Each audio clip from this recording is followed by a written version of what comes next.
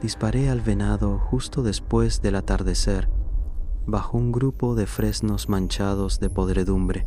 El sonido del rifle quebró el silencio en ese tramo vacío del bosque y, por un segundo, todo se quedó quieto.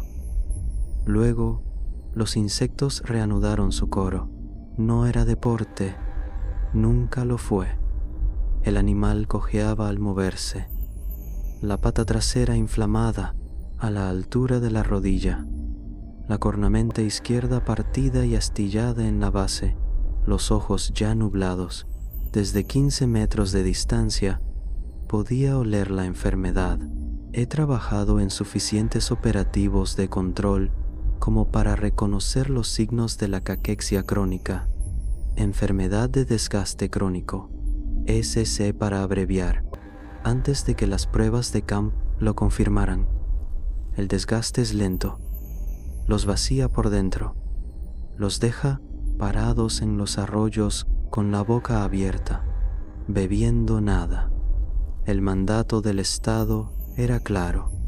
Cualquier ciervo con síntomas visibles debía ser sacrificado y reportado.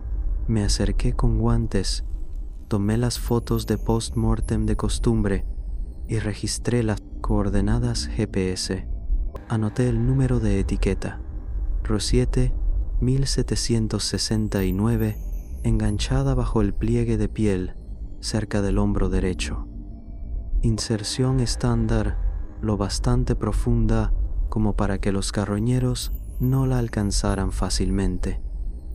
El equipo de recuperación debía llegar por la mañana para llevar el cuerpo a pruebas y disposición.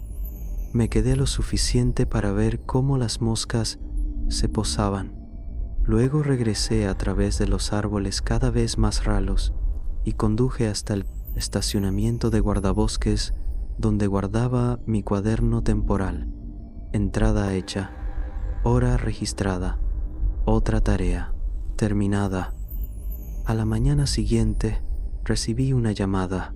No hay nada allí, dijo el tipo por la línea crepitante. Solo algunos huesos esparcidos. Nada de piel, nada de cadáver. Le dije que lo había abatido limpio, que yo mismo lo etiqueté.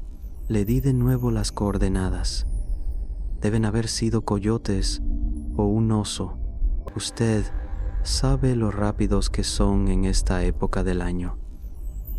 Yo también sabía que era normal y que no lo era. Los depredadores no limpian tras de sí. No quedaba pelo, ni marcas de arrastre, ni huellas en el suelo alrededor del sitio. Lo registraron como no recuperado y me dijeron que no me preocupara. Pasa a veces. Aún así, escribí una entrada secundaria en mis notas personales de campo, separada de los formularios de la agencia.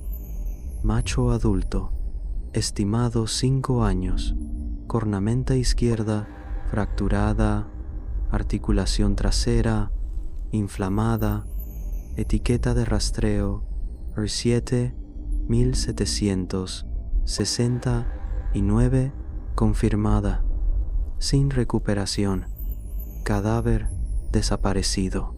No era la primera vez que algo se salía del guión por aquí, pero este caso no me dejaba en paz.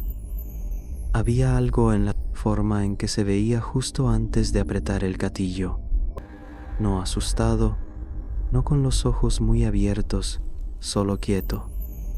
Más tarde esa noche, mientras transfería fotos para archivar, noté la última de la serie, un cuadro tomado justo antes de que levantara el rifle. El venado allí, de perfil hacia mí, cabeza inclinada, casi parecía que estuviera esperando. Ni siquiera estaba pensando en eso cuando volvió a aparecer. Era casi medianoche cuando me senté con el metraje de las cámaras trampa. Rotamos discos cada pocos días Colocamos cámaras con sensor de movimiento por todo el perímetro para captar cualquier cosa enferma o tambaleante que cruzara la zona. Después de horas, el bosque se vuelve muy callado por la noche, pero es cuando salen los peores, los vagabundos en fase tardía, aquellos que la enfermedad ya ha vaciado. Esa era mi parte del trabajo: rastrear ciervos enfermos y reducir la población para limitar la propagación. Al mismo tiempo teníamos un laboratorio en sitio trabajando en posibles tratamientos. Fui clicando sin mucha atención. Solo ruido de fondo mientras compilaba registros de muestras. Una cámara había marcado movimiento al otro lado del barranco 3 noches antes. La grabación era granulada, en blanco y negro, con marca de tiempo poco después de la 1 a.m.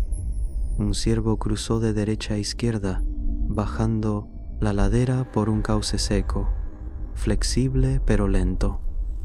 Pausé en el tercer fotograma. Algo en la silueta me llamó. Hice zoom. Patas traseras algo elevadas, la articulación abultada, la cornamenta delantera izquierda encorvada hacia atrás en la base, no rota, sino deformada como si el núcleo se hubiera astillado. Ya sabía lo que estaba mirando antes de que la figura se acercara a la cámara. Había un leve brillo detrás del hombro. Una de nuestras etiquetas de rastreo, iridiscente bajo infrarrojo, colocada exactamente donde yo había insertado la AR-7 1769. Era el mismo macho, el que disparé, sin duda. Misma lesión, misma etiqueta, misma postura.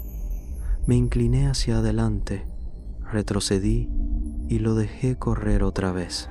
Pero esta vez noté algo más. La marcha estaba mal. La pata trasera no arrastraba con las sacudidas espasmódicas típicas de los casos avanzados de SC. Se balanceaba fluida, sin quiebre, demasiado limpia. Tampoco había tensión en el cuello. La cabeza se mantenía nivelada incluso al caminar por terreno irregular, como si algo más moviera las extremidades, pero no desde dentro, sin cabeceo, sin tensión por la columna. Era como si el cuerpo fuese tirado hacia adelante por segmentos, cargado, no, propulsado. Se me heló la sangre. Revisé la ubicación GPS incrustada en el archivo. Estaba a menos de 400 metros del mismo grupo de fresnos donde lo había disparado días atrás. Tenía la misma elevación y la misma densidad del bosque. Crucé las formaciones de árboles del fondo de la figura. Líneas finas de ramas sin hojas, un abedul con el tronco abierto, y las hice coincidir con mis fotos del sitio del sacrificio. Demasiado cerca, demasiado preciso. Hay coincidencias. Y luego está esto, que significaba que o el disparo había fallado, de alguna manera o algo más. Andaba por ahí con piel de ciervo. No dormí mucho esa noche. Me quedé en el catre con la pantalla de la laptop abierta, en pausa en ese cuadro del macho, de pie en el barranco, cabeza baja, extremidades rígidas, ojos apenas captando la luz. Estaba mirando a la cámara. El metraje siguió llegando. Cada mañana traía un nuevo clip marcado. Cada vez el mismo ciervo, misma cornamenta quebrada y misma pata trasera torcida. Siempre solo, siempre después de medianoche, siempre rozando el borde del haz infrarrojo de la cámara, como si supiera cuánto podía mostrar sin ser captado de lleno. Al principio creí que buscaba patrones por paranoia, pero para la tercera noche Empecé a marcar las apariciones en un mapa de campo. Los puntos estaban dispersos al principio, demasiado dispersos para decir mucho, pero en la quinta entrada lo vi. Se movía en un arco lento, no un bucle errante, no un patrón perdido o desorientado. Tenía estructura. El ciervo seguía una ruta perimetral amplia alrededor de la zona, no al azar, no frenético, estable, predecible, como si estuviera acercando algo o a alguien. Comprobé otra vez la colocación de las cámaras, tracé la ruta y dibujé el círculo. No era perfecto, pero se estaba cerrando. Las 3 últimas apariciones habían estado un poco más apretadas. Seguí la progresión y clavé un alfiler en el centro aproximado. Éramos nosotros, la base, el tráiler del campamento, lo que significaba que o esta cosa me estaba rastreando o estaba repitiendo el camino de su propia muerte, quizá ambas. Preparé un equipo pequeño y salí, al amanecer, diciendo al equipo que seguía un reporte de rastro. No era raro, ya había hecho seguimientos en solitario y nadie lo cuestionó. Caminé unos 40 minutos hasta llegar al lugar donde había abatido al macho. Los fresnos seguían allí, misma pendiente, misma mancha alada de tierra muerta, donde el sotobosque nunca volvió del todo después de los incendios de hace unos años, pero no había sangre, ni marcas de arrastre, ni siquiera un montón de hojas revueltas. Lo que encontré fue una depresión poco profunda en la tierra, ribeteada con matorrales y palos. No un rascadero, no una cama. Alguien había dispuesto el espacio a propósito. En el centro, una pila tosca de desechos reunidos. Huesos pequeños, algunas plumas de ave quebradas, los restos torcidos de algo que parecía una mandíbula. Estaba casi organizado. Tenía una simetría burda, no del tipo que un ciervo pueda hacer.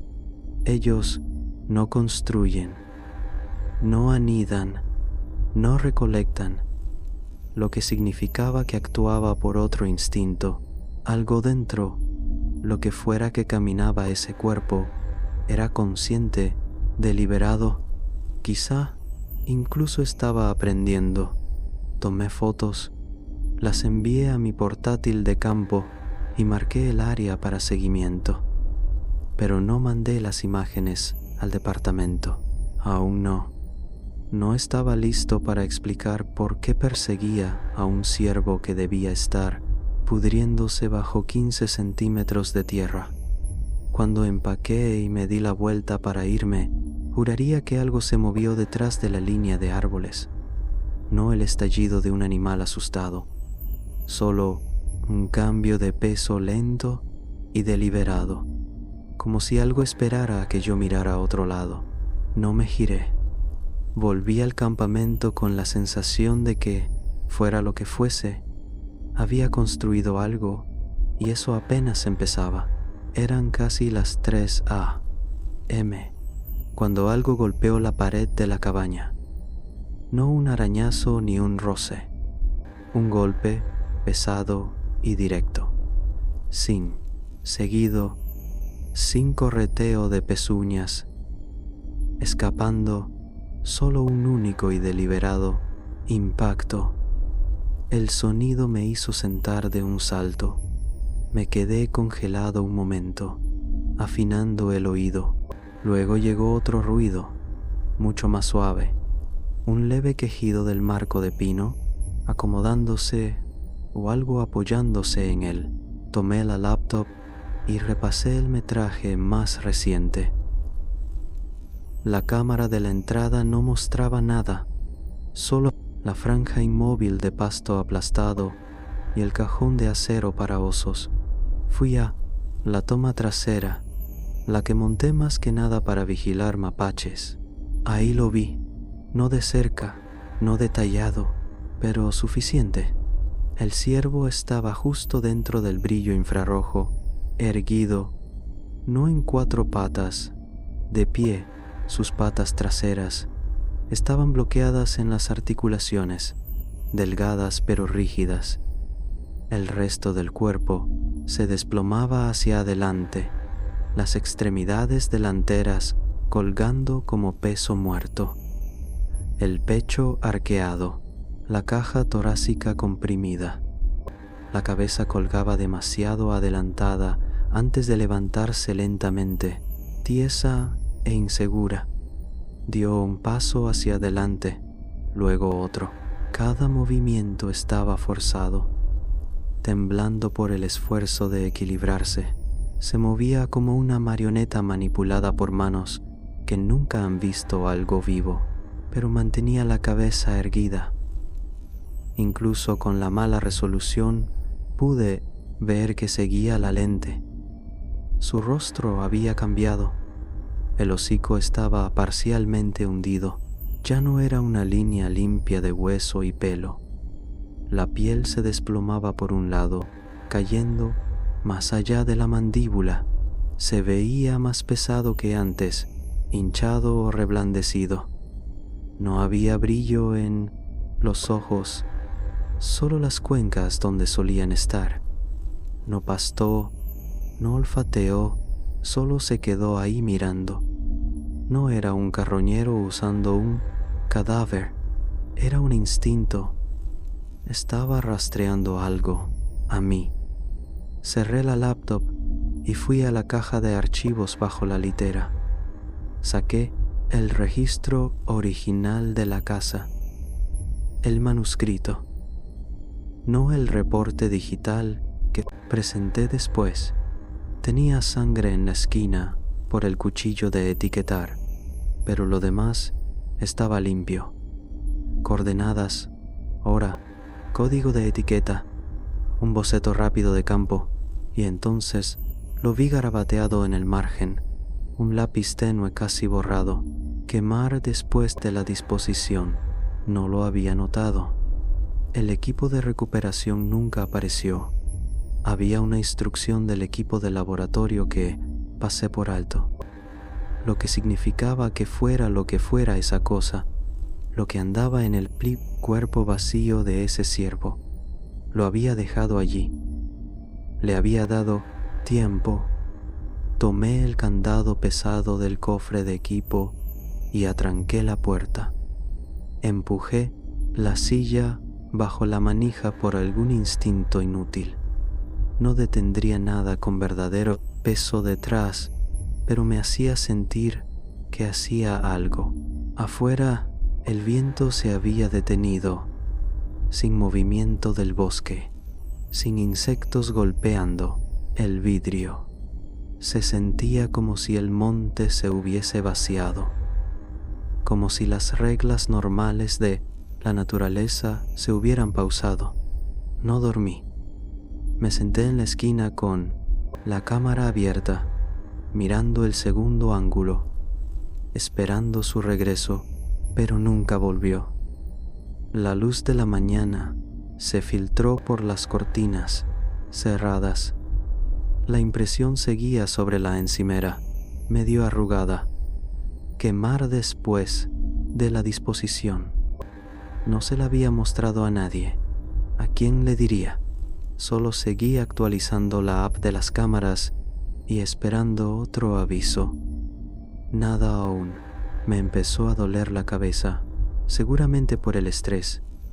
Sentía los senos nasales inflamados y la presión aumentaba. Aún así, necesitaba verlo otra vez. No, a través de una pantalla. Necesitaba algo que confirmara que solo era un ciervo. Alguna explicación racional. Algo a lo que mi mente pudiera aferrarse. Volví a la clareira por la tarde con el mismo equipo y las mismas botas. El aire se sentía más pesado allá. Quieto pero atento, caminé con cuidado, escaneando el matorral alrededor del sitio del disparo. No había cuerpo, claro, ya faltaba desde la primera vez, pero quedaba otra cosa.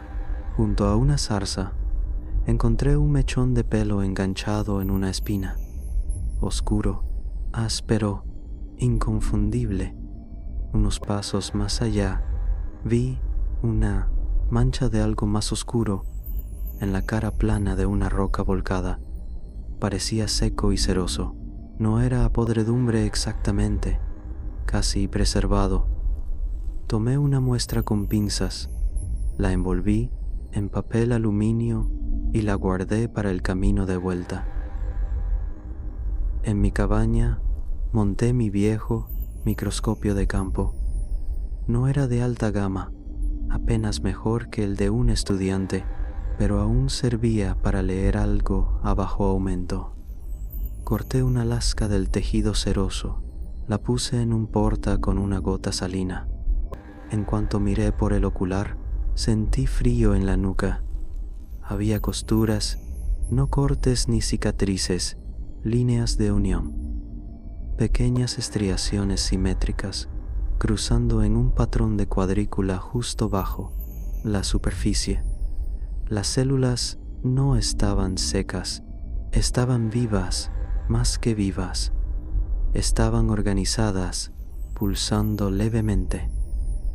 Algo las estaba tejiendo juntas, como si el tejido hubiera sido reconstruido en vez de preservado, lo que significaba que no había muerto como pensé, o si murió, no se quedó así. Ningún tejido de ciervo se comporta así, y menos tras estar expuesto al clima o a carroñeros durante días. Debería ser polvo ya. Hice una prueba rápida con lo que tenía, un limpiador a base de amoníaco y algunos indicadores de proteínas. Burdo, sí, pero suficiente para reactividad básica. Coloqué otra lasca en una cápsula, añadí el limpiador y observé. La reacción fue instantánea, burbujeo violento, un siseo de vapor y un hedor a pelo chamuscado y formol. El tejido se puso negro, encogiéndose sobre sí mismo como si tuviera nervios. El olor era químico, pero tan punzante que ardía detrás de los ojos. Enjuagué la cápsula y deseché la muestra. Me temblaban las manos, pero no podía dejar de pensar, no podía dejar de preguntarme qué mecanismo regenerativo podía sobrevivir a esa reacción. ¿Qué clase de biología podía fingir vida con tanta limpieza? Busqué algo similar: colonias fúngicas, injertos sintéticos, gusanos parásitos que reutilizan tejido del huésped, pero nada encajaba. Al caer la noche, solo miraba la pared, mente en blanco. La app de la cámara pitó. Toqué la pantalla. La cámara del claro se había activado. Allí estaba otra vez.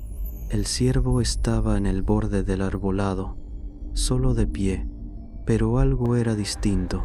Esta vez tuve que entrecerrar los ojos para verlo, pero una vez que lo noté, no pude dejar de verlo.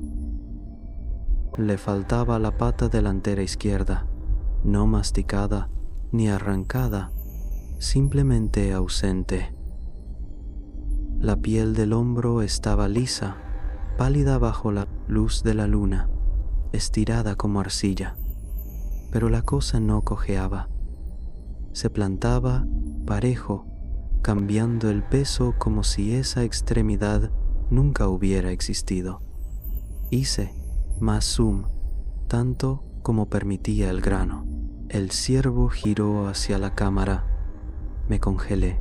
El cuello no giró suave. Se quebró de lado, rápido y antinatural. El resto del cuerpo permaneció quieto. Un chasquido en la articulación o en algo más profundo, pero no se echó atrás. No parpadeó, solo miró directamente al objetivo y por un momento tuve la horrible impresión de que me veía a mí, no a la cámara, a mí. Luego salió del cuadro, no cojeando, no esforzándose, solo caminando con propósito. Cerré la app y me quedé ahí hasta el amanecer. No llegó ningún aviso nuevo esa noche. Dejé de dormir más de 1 hora seguida. Las jaquecas empeoraban, presión plena detrás de los ojos, como algo hinchándose bajo el cráneo. Me sangraba la nariz esa mañana. Solo un hilo fino que corría cuando agachaba la cabeza. No podía retener comida, ni un pensamiento. Le dije al trabajo que estaba enfermo. No fui, no les dije por qué. Solo quería estar solo para entenderlo, para repetir la prueba. Me repetía que esto era caquexia crónica. La había estudiado, por eso estábamos aquí. Pero esto no coincidía con el patrón de propagación. No, orejas caídas, no emaciación, y la regeneración no tenía sentido. El movimiento, el hecho de que se pusiera de pie, abrí el archivo de cámaras. Un nuevo aviso de hace 2 noches, cámara 12, la más lejana al borde sur, donde termina el viejo camino maderero. Al principio pensé que era un furtivo, una forma humana, movimiento lento, cabeza demasiado inclinada hacia abajo, pero la figura iba sin camisa, tambaleándose con las manos inquietas a los lados, rodillas rígidas. Entonces giró un poco hacia la lente y me quedé de piedra. Lo reconocí. No la cara, la postura, la complexión, la forma en que un hombro se encorvaba levemente por una fractura vieja. Era Bruno, uno de los temporales que ayudaban con la recuperación y la limpieza de sitios. No se había presentado en la base hacía más de 1 semana. Nuevo ángulo, cámara 13, el mismo claro, 30 segundos de duración. El ciervo entró primero por la izquierda, cojeando, arrastrando una pata trasera. Luego se detuvo, solo se quedó ahí. Segundos después, el hombre entró por el lado opuesto, a gatas, manos y pies en la tierra. Se detuvo a pocos metros del ciervo. Ninguno reaccionó. No hubo miedo ni sonido. Simplemente coexistieron, de pie y oscilando en el mismo viento envenenado. Ese fue el último clip. No entraron más alertas después. Cerré la app. Me senté horas esperando otro pitido. La habitación estaba quieta, pero ya no oía pájaros, ni el zumbido de los insectos del verano fuera de la cabaña. Hasta los árboles se veían raros. El sotobosque demasiado bajo, demasiado callado. Revisé mi nariz. Otra mancha de sangre en el dorso de la mano. Ni siquiera lo había sentido. Me mareé, así que me tumbé y me desmayé. El último clip seguía congelado en pantalla cuando desperté. Cerré la laptop. La nariz me sangraba otra vez, lenta y constante, corriendo tibia sobre el labio superior. Lo limpié con la manga de la sudadera, mirando a la pared un momento mientras respiraba a tirones.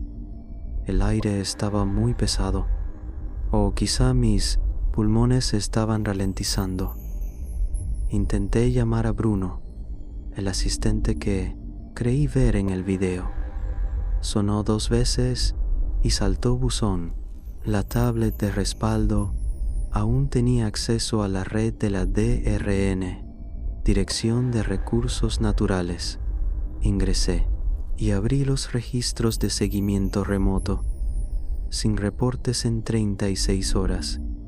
ni del equipo de monitoreo, ni de los contadores de campo, ni siquiera de las cámaras automáticas de ciervos. Nada. Toqué a los contactos de emergencia. Las 3 administradoras figuraban fuera de línea. En el espejo del baño no me veía bien. La piel bajo los ojos estaba tirante y cerosa. El rostro pálido de una forma que la luz no explica. Un estallido rojo se había metido en la esclerótica del ojo izquierdo. Los capilares florecían como raíces.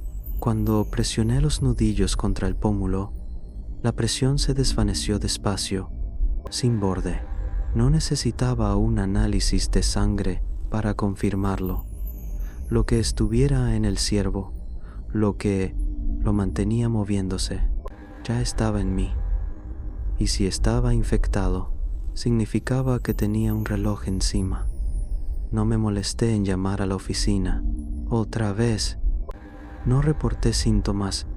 Ya no había a quien explicárselo. Sí, esperaba ayuda. Sería un cadáver ambulante antes de que llegara alguien. Empaqué rápido. Fríos instantáneos. La muestra preservada. Notas de rastro. Tiras de amoníaco.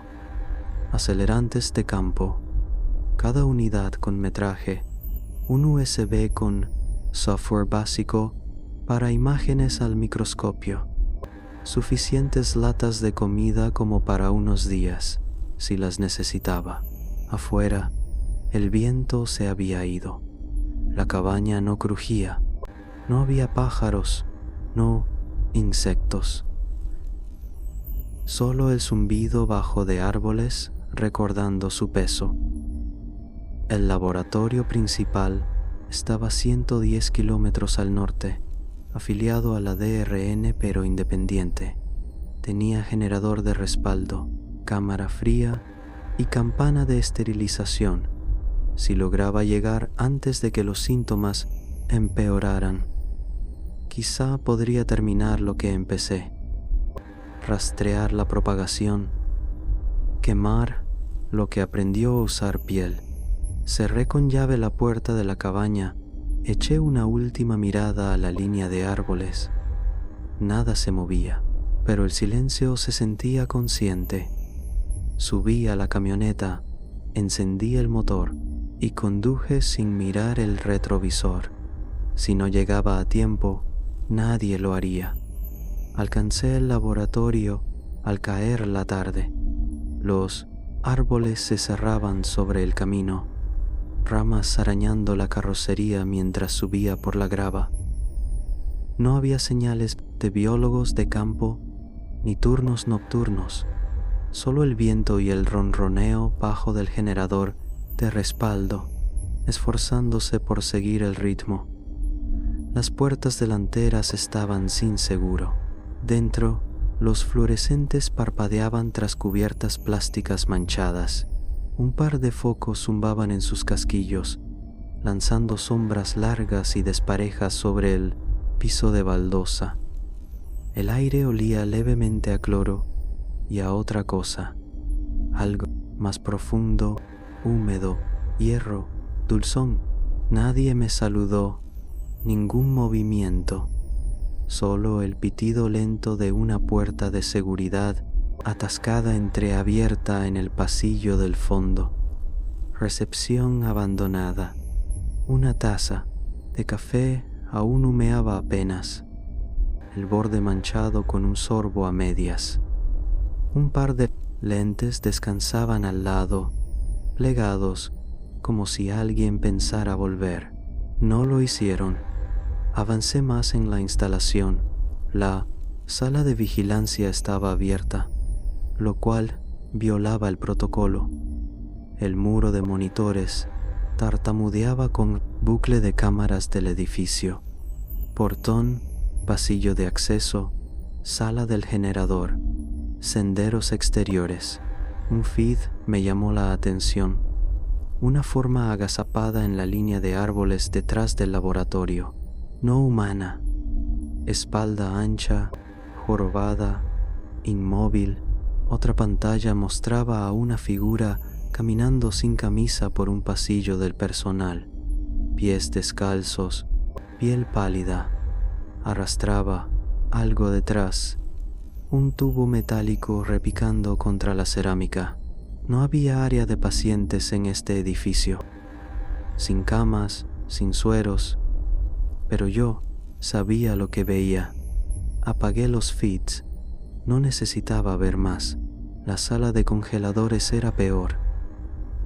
La puerta estaba entreabierta, el aire frío desbordándose. Dentro, los estantes de acero estaban a medio vaciar, bandejas volcadas, viales agrietados por el suelo como un fino brillo de vidrio roto y residuo descongelado. Las paredes relucían con condensación, huellas marcadas en la escarcha. Encontré un catálogo de muestras similar a las que yo mismo había recolectado. ¿Habían estado trabajando en esto todo el tiempo? Si es así, ¿con qué fin? Revisé los estantes cercanos por señales de manipulación. Un vial roto había chorroteado por el costado de la unidad. La estela se detuvo en el piso, pero no se formó charco. En cambio, se bifurcó, trazos arrastrados por algo que se movía bajo y lento. Fue cuando vi las huellas. No eran botas ni pezuñas naturales. Cada marca estaba hendida, sí, pero demasiado larga, demasiado angosta. El patrón de presión era incorrecto, centrado hacia la punta, como si lo que las hizo hubiera estado equilibrándose, reptando.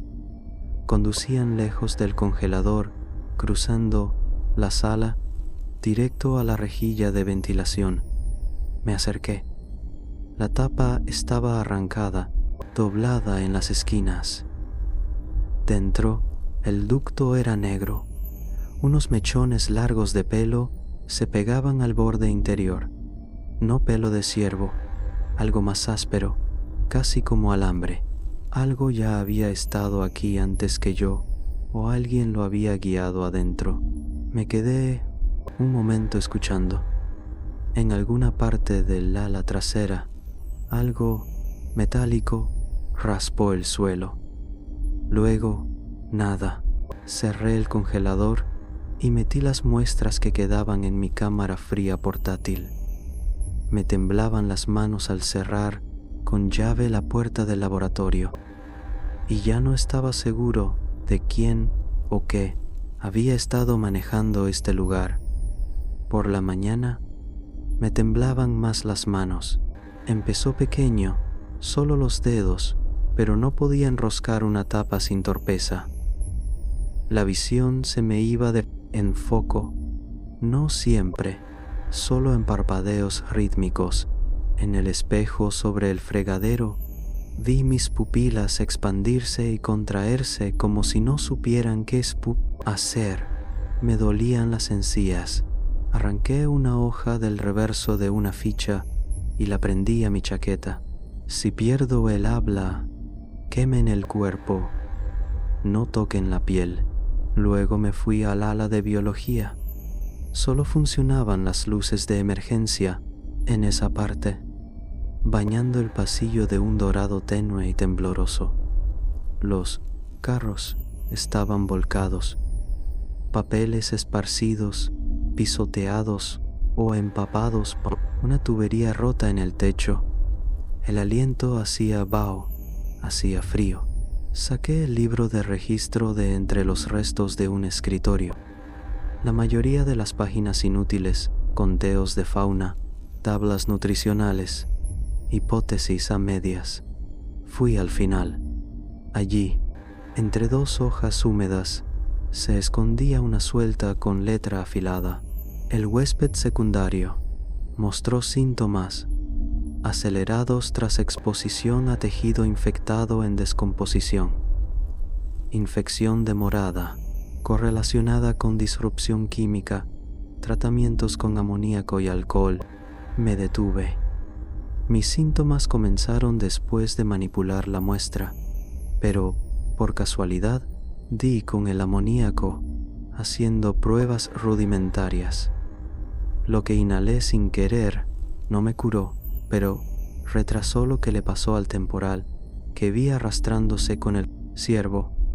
Me compró tiempo, un colchón.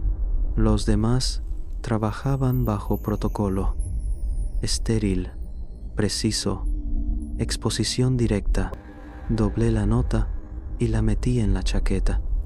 No había cura, pero al menos ahora entendía por qué aún caminaba, y eso me inspiró una idea improvisada. Encontré un último autoclave operativo al final del ala. Retumbó vivo.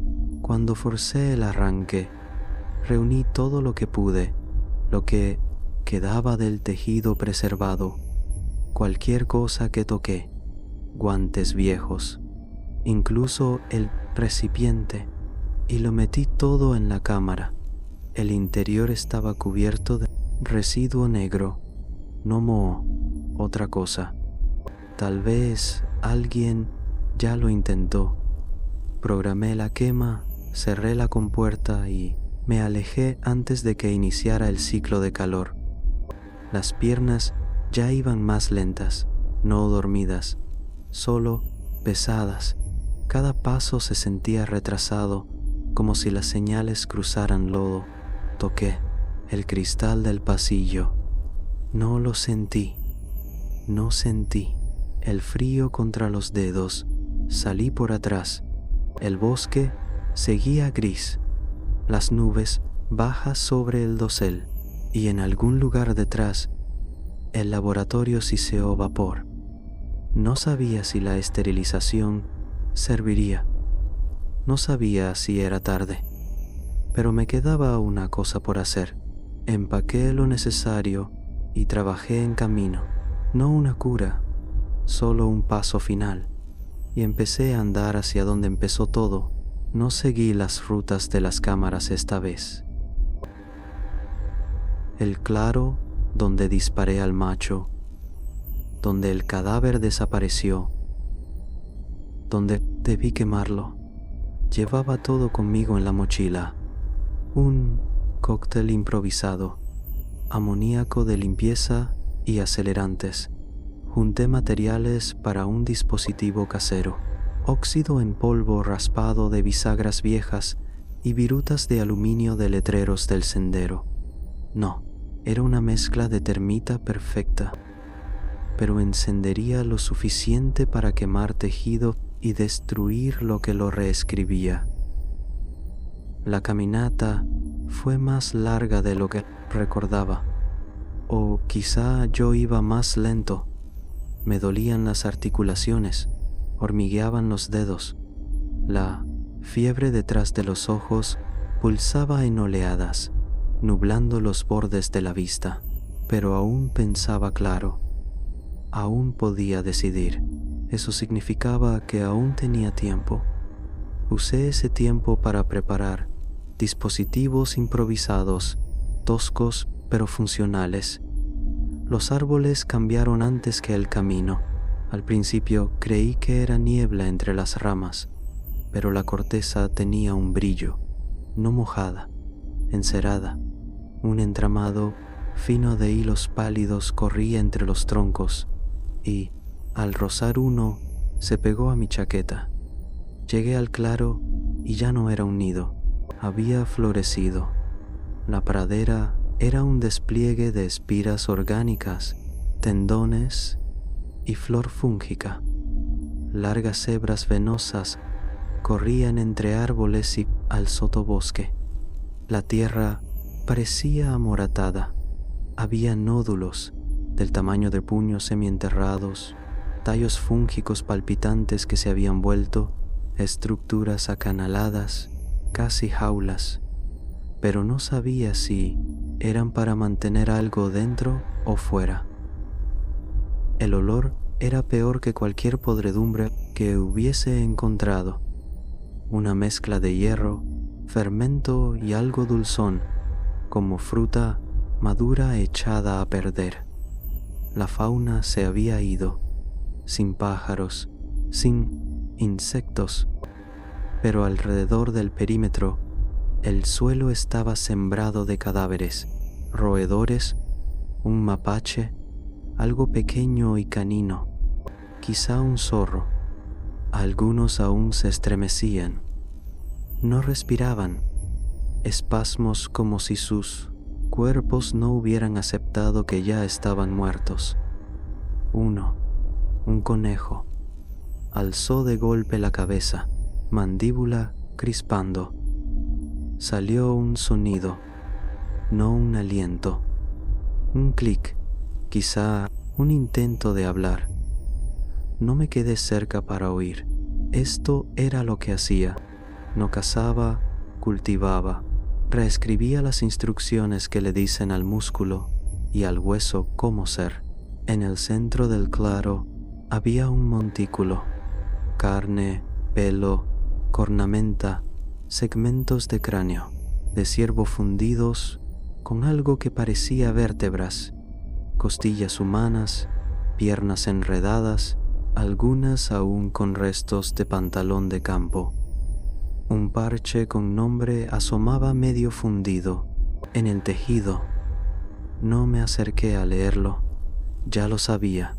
Caí de rodillas, abrí la mochila y empecé a preparar el amoníaco. El calor subía en mí desde dentro, sudaba a chorros, la lengua espesa en la boca. El amoníaco picaba en la nariz, pero lo necesitaba. Vertí, con cuidado, intentando mantener las manos firmes.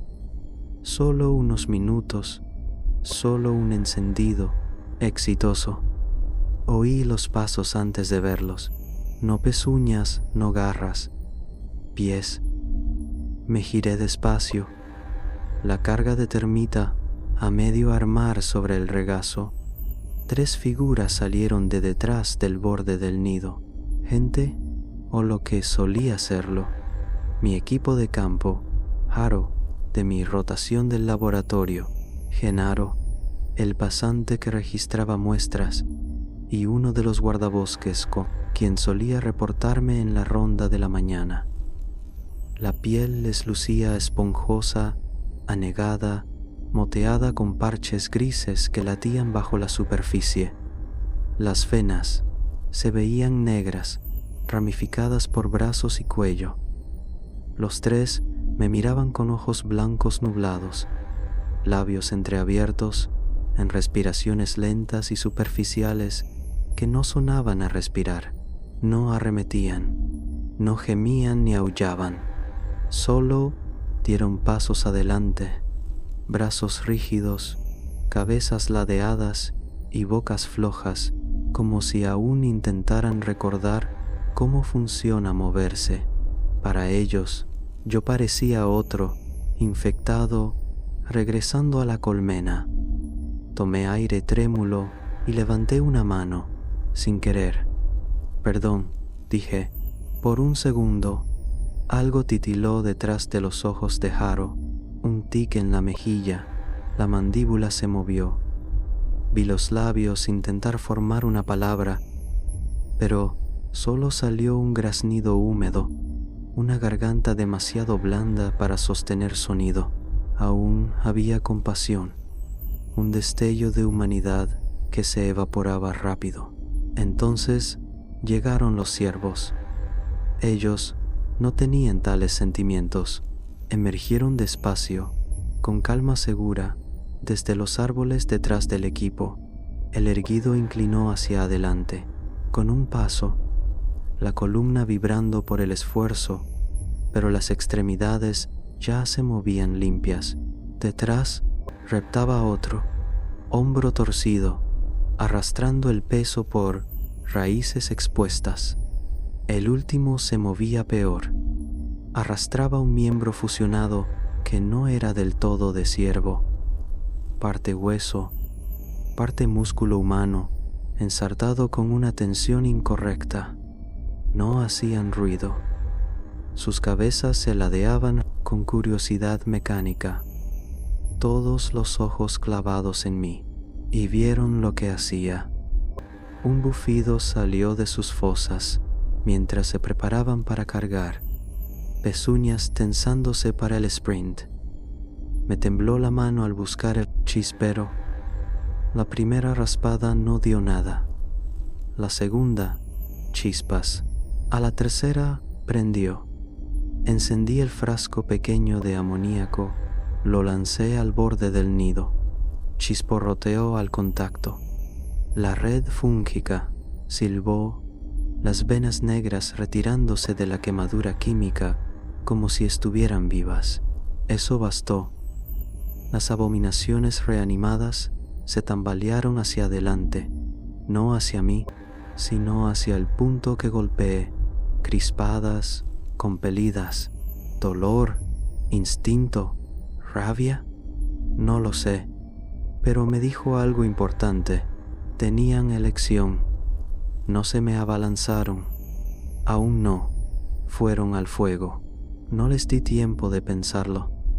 Encendí la termita y la lancé al corazón del nido. El fogonazo fue instantáneo y feroz. Una columna de calor atravesó la cama fúngica, carbonizándola al instante. Algunos ciervos quedaron atrapados. El olor me hizo nublar la vista, algo entre carne podrida y aislante plástico. El instinto tomó el mando y mi viejo equipo corrió a salvar su colonia. El montículo central chilló, no con sonido, sino con presión. Un zumbido denso llenó el aire. Mis ojos latieron, mis oídos zumbaban. Haro gritó, no un sonido humano, un desgarro de voz. Cayó a mitad de paso, Genaro detrás, extremidades aún dando coletazos en el suelo como peces en muelle.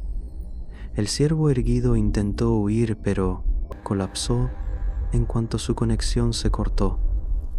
Encendí la carga final, la más grande, y la rodé al núcleo del nido.